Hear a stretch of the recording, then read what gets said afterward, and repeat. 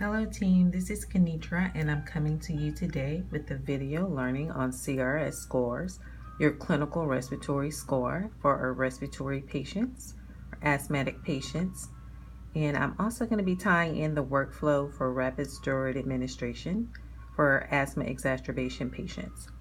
So what you're viewing right now is the modified CRS score used for our MAs. So going through the workflow, if the patient enters the clinic and the patient has asthmatic symptoms, the MA will obtain a set of vital signs for this patient and complete a CRS score that assesses the respiratory rate, the use of the accessory muscles, and the O2 sat for this patient. If that CRS score is greater than 2, that MA will notify the RN via Volt or face-to-face. That RN may also receive a notification from our past team members notifying them of a red trigger word. The RN will then go in and evaluate the patient.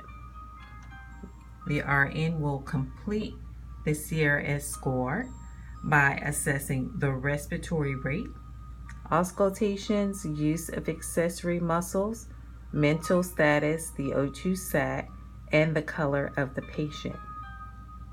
If the CRS score is greater than 3, the RN will notify the physician.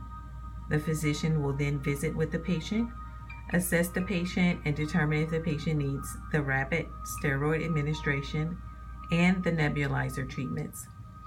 Once determined, the RN will go in and initiate those treatments for the patient per ordered by physician. I'm also going to be showing you an example table, or the table we use for our dexamethasone steroid administration. It's weight-based by kilograms. You can either convert your weight on the scale, or you can divide your weight in pounds by 2.2 to get the weight in kilograms.